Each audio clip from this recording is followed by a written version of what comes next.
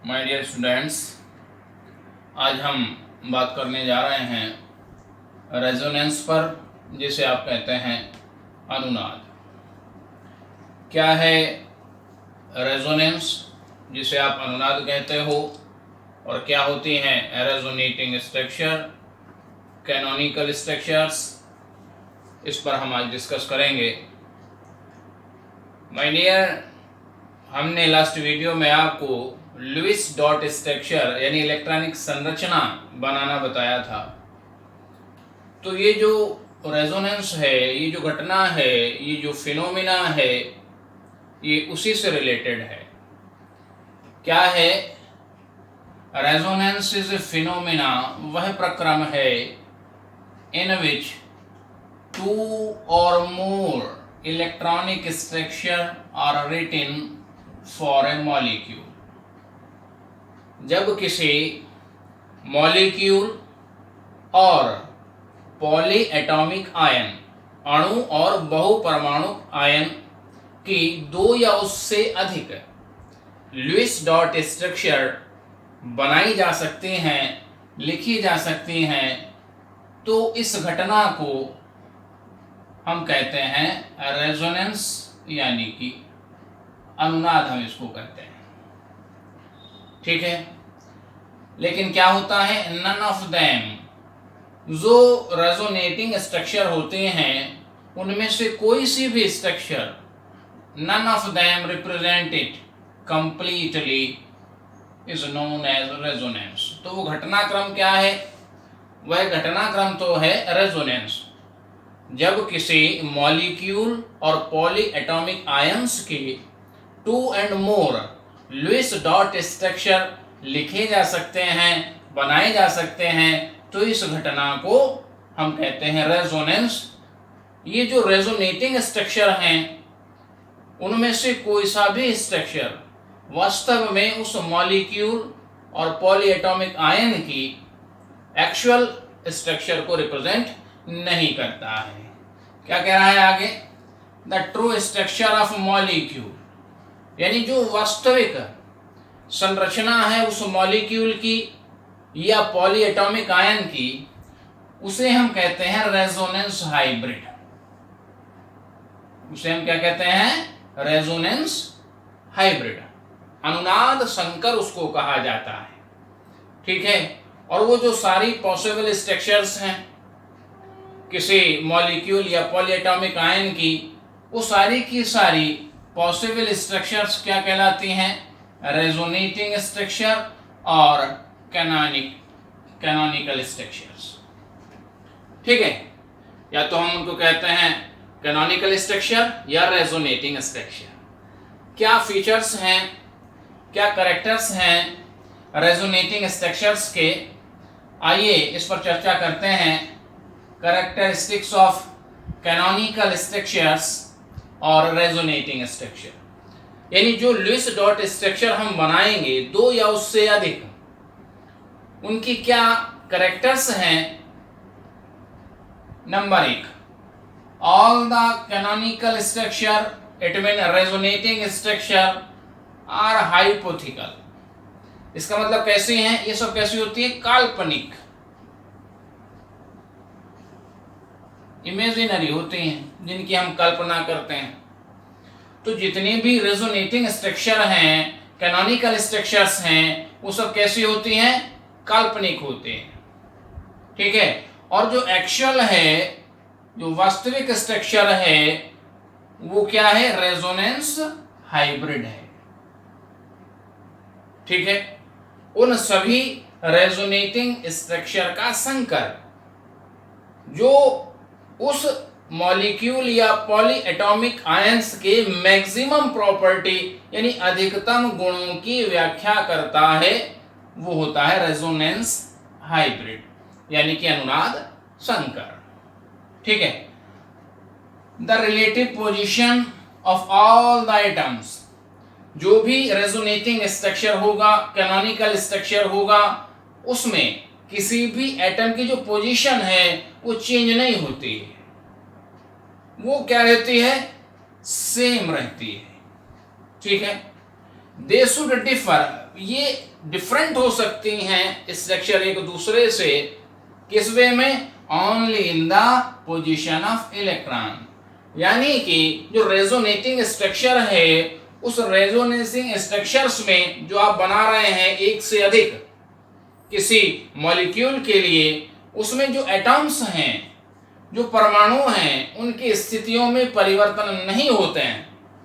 ठीक है, ये केवल किसमें डिफर होती हैं? Position of electron. केवल इलेक्ट्रॉन्स की जो कंडीशंस हैं वो बदल सकती हैं।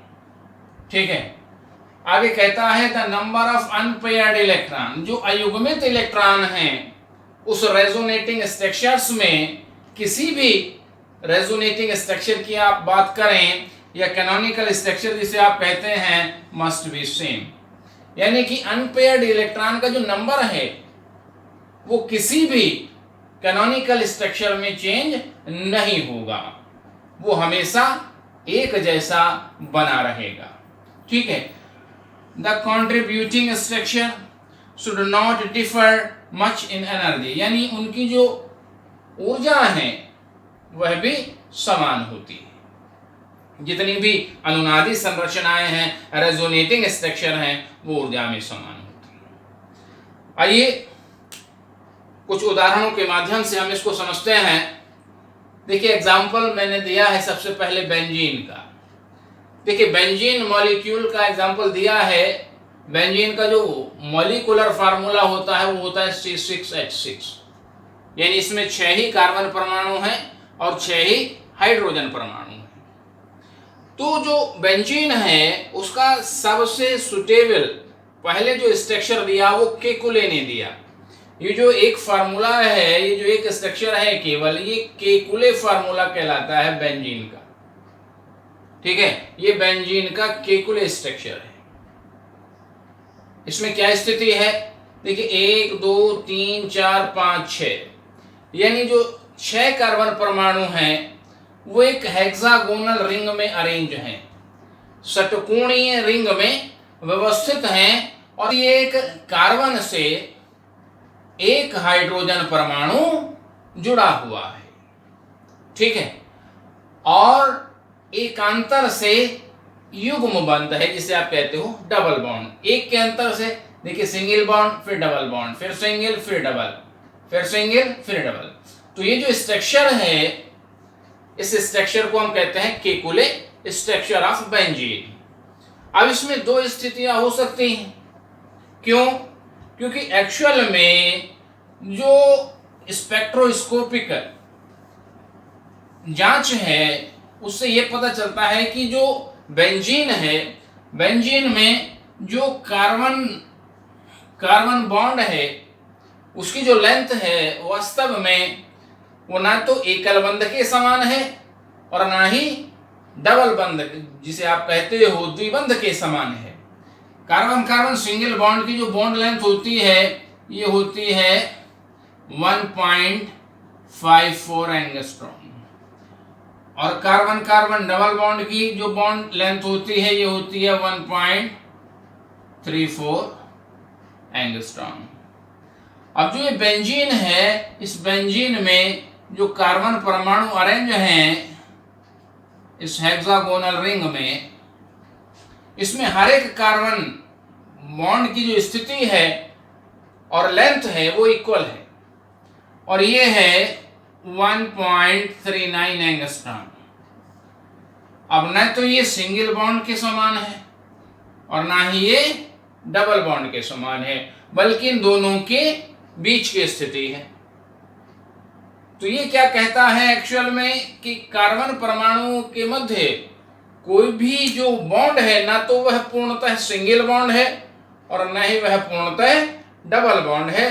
बाकी सारे के सारे जितने भी कार्बन कार्बन बॉन्ड हैं उन सब की स्थिति एक ही जैसी है और सबकी जो बॉन्ड लेंथ है वो एक ही है 1.39 एंगस्ट्रॉम, जो डबल बॉन्ड और सिंगल बॉन्ड के बीच की है। ठीक है, तो इसकी 2 स्थितियां हो सकती हैं। ठीक है, अब कार्बन की स्थिति तो यहां नहीं बदली है। देखिए, हेक्सागोनल रिंग है कार्बन की, प्रत्येक कार्बन से एक हाइड्रोजन जुड़ा हुआ है। लेकिन युग्म बंधों की स्थिति विपरीत है। यहां डबल बॉन्ड है यहां पे और यहां सिंगल बॉन्ड है।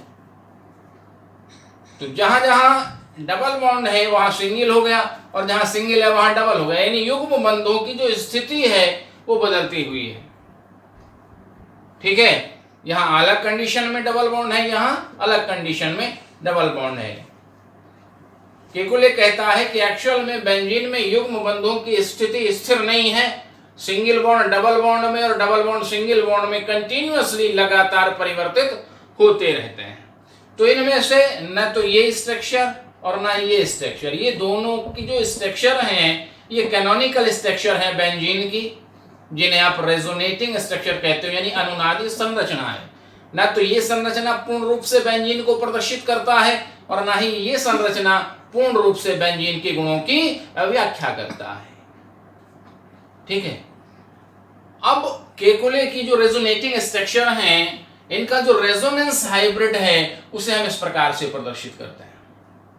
यह रेजोनेटिंग हाइब्रिड अनुनाद संकर बेंजीन के अधिकांश गुणों की व्याख्या करता है।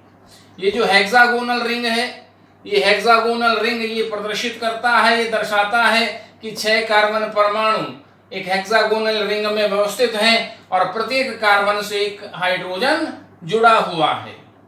और ये बीच में जो डॉटेड रिंग बना हुआ है, ये डॉटेड रिंग इसे आप कहते हैं बेंजीन न्यूक्लियस, और यह प्रदर्शित करता है कि जो कार्बन कार्बन बॉन्ड हैं वो सब एक समान हैं। रेजोनेंस हाइब्रिड है बेंजीन का, जो बेंजीन के अधिकांश गुणों की व्याख्या करता है। ठीक हो गई बात, यहां तक क्लियर है। देखिए दूसरा एग्जांपल हमने लिया है कार्बोनेट आयन का। एक पॉलीएटॉमिक आयन है, एक कार्बन से 3 ऑक्सीजन परमाणु जुड़े हुए हैं, 2 माइनस कैरी कर रहा है। इसका मतलब क्या है कि इसमें 2 अतिरिक्त इलेक्ट्रॉन उपस्थित हैं। ठीक है, अब oxygen is more electronegative than carbon. पहले भी आपको मैंने समझाया है जब लुईस डॉट स्ट्रक्चर बता रहे थे कि जो ज्यादा इलेक्ट्रोनेगेटिव एटम होता है वह नेगेटिव चार्ज को कैरी करता है। ठीक है, तो जो कार्बन परमाणु है उससे 3 ऑक्सीजन जुड़े हुए हैं। कार्बन के पास कितने वैलेंसी इलेक्ट्रॉन होते हैं? 4, और 4 ही यह बंध बनाएगा, तब इसके जो है ऑक्टेट कंप्लीट हो जाएगा। तो एक ऑक्सीजन के साथ डबल बॉन्ड का शेयर करता है, यानी ऑक्सीजन के पास 6 हैं, 2 का साझा कर लिया तो कितने हो गए? ऑक्सीजन के 8 हो गए। और यहाँ इस कार्बन के 4 थे, 4 और 2 का साझा किया 6 हो गए। अब 2 माइनस कैरी कर रहे हैं ऑक्सीजन, एक ये माइनस कैरी कर रहा है, एक ये माइनस कैरी कर रहा है, यानी इस ऑक्सीजन पे भी 7 इलेक्ट्रॉन है और इस पे भी 7 इलेक्ट्रॉन है। तो एक इलेक्ट्रॉन का साझा कार्बन के साथ करते हैं तो कार्बन का भी ऑक्टेट कंप्लीट हो जाता है और इन ऑक्सीजन का भी ऑक्टेट कंप्लीट हो जाता है। अब यह निश्चित नहीं है कि ये दोनों ऑक्सीजन ही माइनस को कैरी करेंगे, ये भी माइनस कैरी कर सकता है। ये हो गया, ये हो गया, और ये दोनों भी कैरी कर सकते हैं। ये स्थिति है, यानी 3 स्थितियां हो सकती हैं कार्बोनेट आयन की। ये 3 स्थितियां हो सकती हैं, ये 3 रेजोनेटिंग स्ट्रक्चर हो सकती हैं, जिसमें क्या है, देखिए किसी भी परमाणु की स्थिति नहीं बदली है, केवल यह इलेक्ट्रॉनों की स्थितियों में यहाँ पे परिवर्तन हो रहे हैं। तो ये जो तीनों स्ट्रक्चर हैं ये कार्बोनेट आयन की रेजोनेटिंग स्ट्रक्चर हैं, कैनोनिकल स्ट्रक्चर हैं। और कार्बोनेट आयन का जो रेजोनेंस हाइब्रिड है यहाँ पे ये प्रदर्शित करता है कि प्रत्येक कार्बन ऑक्सीजन बंध न तो पूर्ण रूप से सिंगल बॉन्ड है और ना ही पूर्ण रूप से डबल बॉन्ड है। ठीक है, 2 माइनस तो ये कैरी कर ही रहा है, कि किसी पे भी हो सकता है, किसी भी ऑक्सीजन परमाणु पर ये हो सकते हैं, किन्हीं 2 पर। ठीक है, तो ये जो रेजोनेंस हाइब्रिड है कार्बोनेट आयन का, यह कार्बोनेट आयन की अधिकांश गुणों की व्याख्या करता है। ठीक है, क्लियर होगी बात? Okay, thank you.